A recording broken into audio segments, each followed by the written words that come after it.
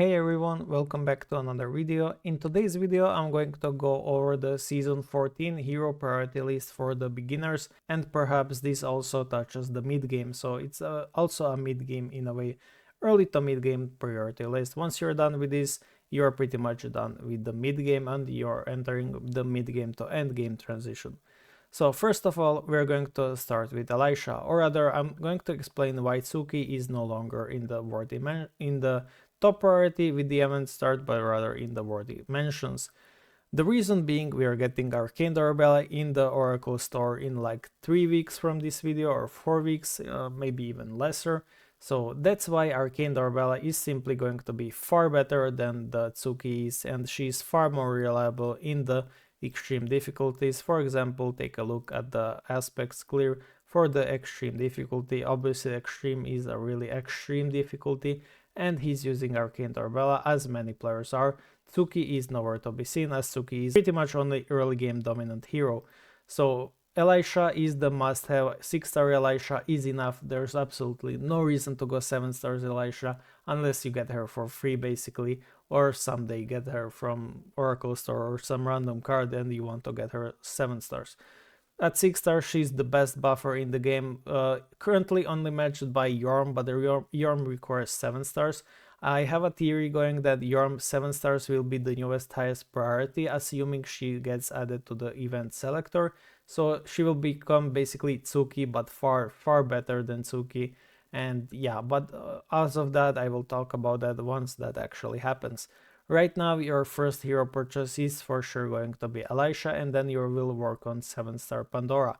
This is enough to clear Nightmare 100 easily because you get Elmer 7 stars. As you can see, I have Elmer at 7 stars for free from the Valiantors login selector event and from the Goddess Trials card.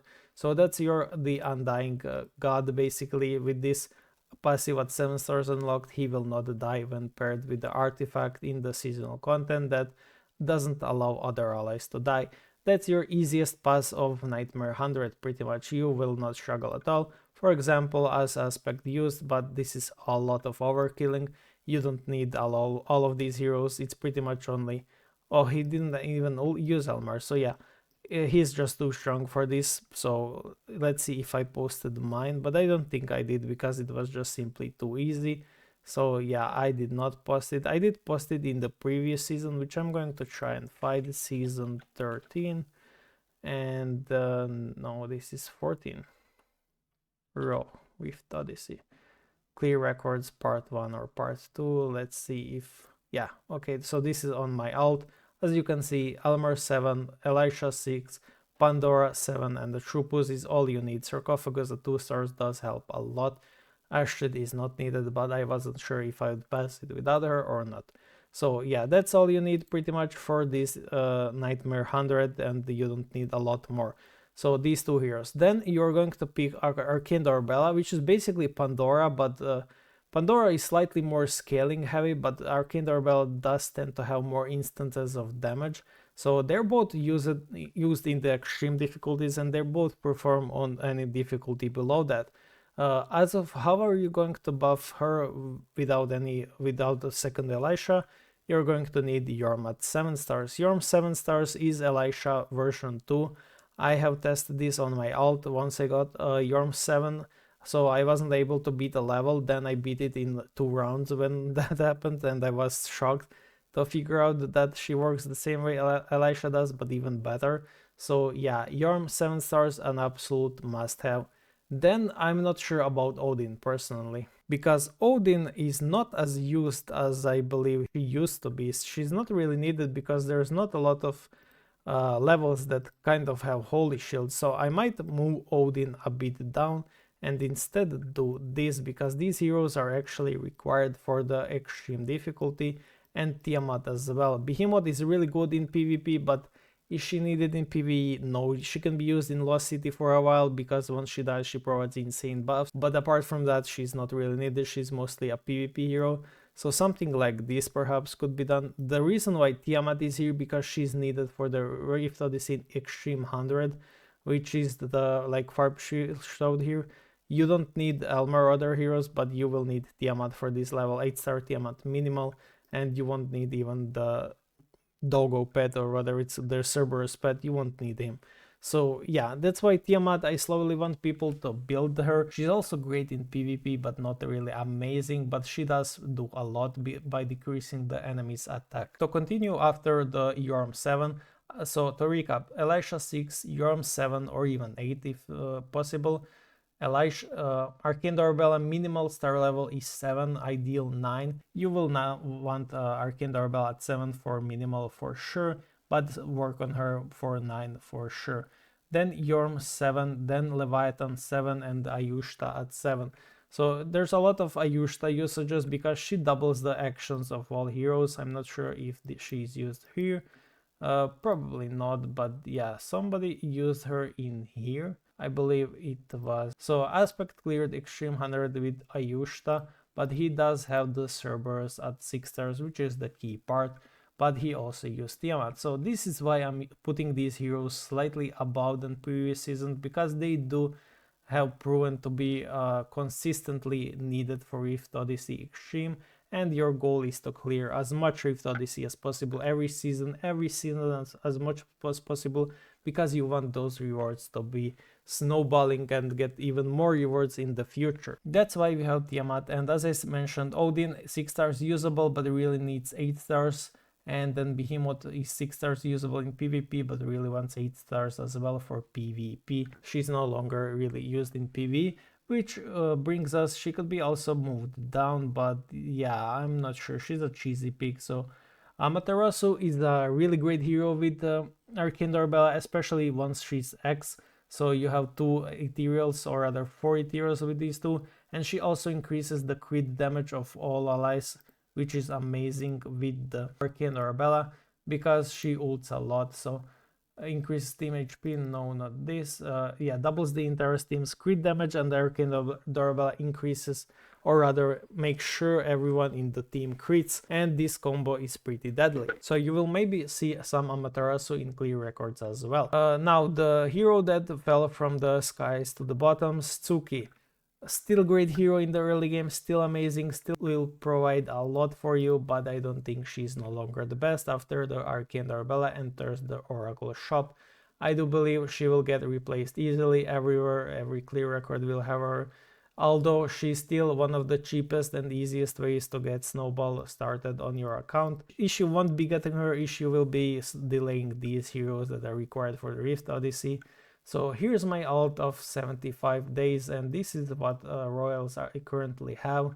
It's pure free-to-play player account. I didn't spend anything on it. I don't plan to spend on 2 accounts. It's absolutely unimaginary, but yeah, I can't even level up my Odin yet because I don't have resources, but yeah, this is what it has. I'm currently working on Tiamat. I also purchased her, but she's sitting in the shards because I do want some Challenger's Journey points.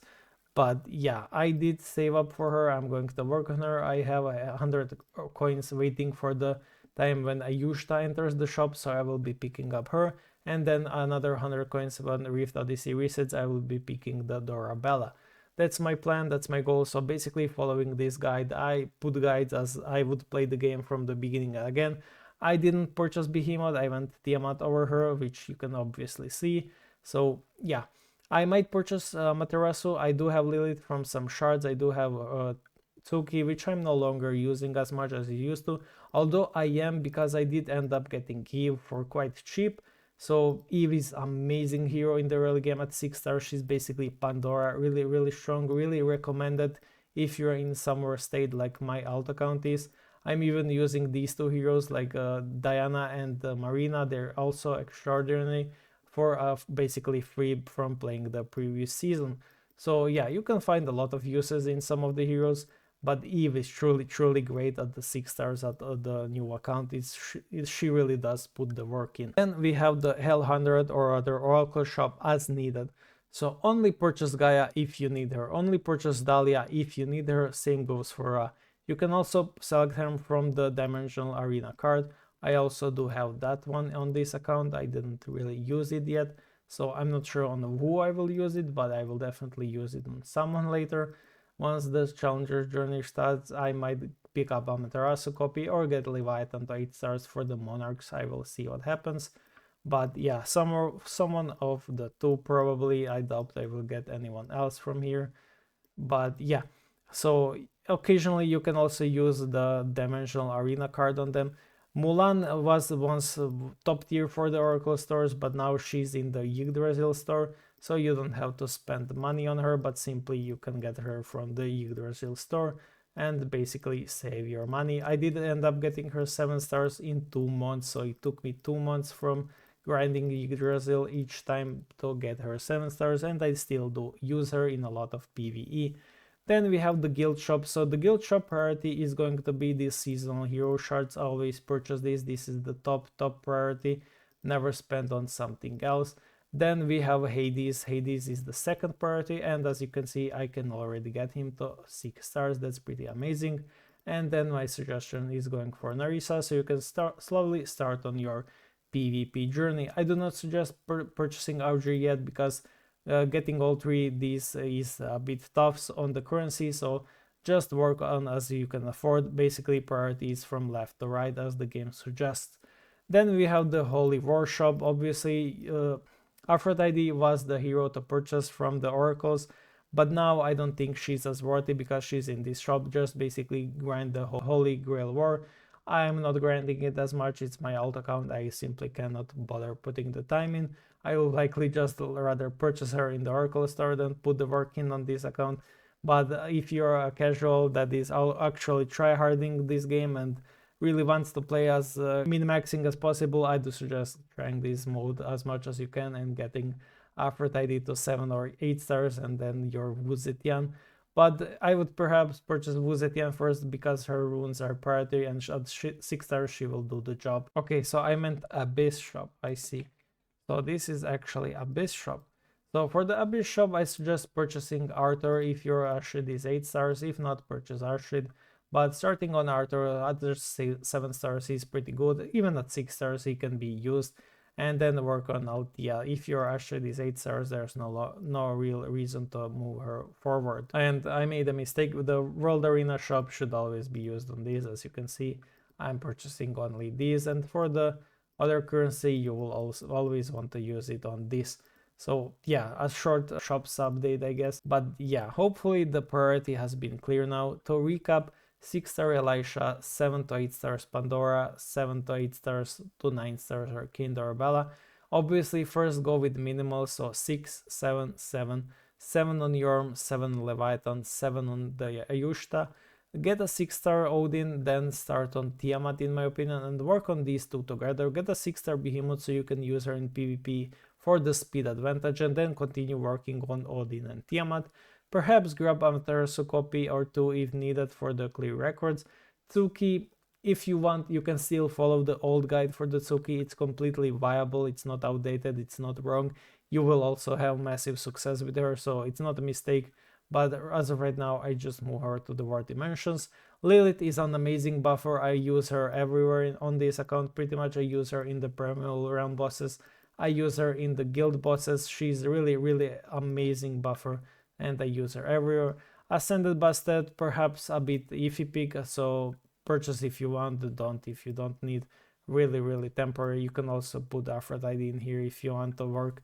You can mix the old guide in here with the new one, so completely optional, you don't have to purchase her, but her pets really do put in work in PvE, so she's not a terrible hero to pick up on. And yeah, that's really it for beginners to mid-game priority list. I might do the late game priority list, I will see about that, a bit short on time, but yeah. See you guys in the next one and good luck on your journey. If you're just starting, have fun. You don't have to follow the guides from A to Z, it's my suggestions, my tips. You can play as you want. If you want the girl with the biggest boobs, pick her. I don't really care. I'm just here trying to give you my honest opinion of how I would play. That's why I even started this account, so I can see and get updated on the current early game meta and test things myself. So yeah, good luck and have fun. This game is truly worth it in my opinion. I didn't really find a better game than this one. I'm having lots of fun, even almost 3 years in, so 2.5 pretty much. And yeah, see you guys in the next one.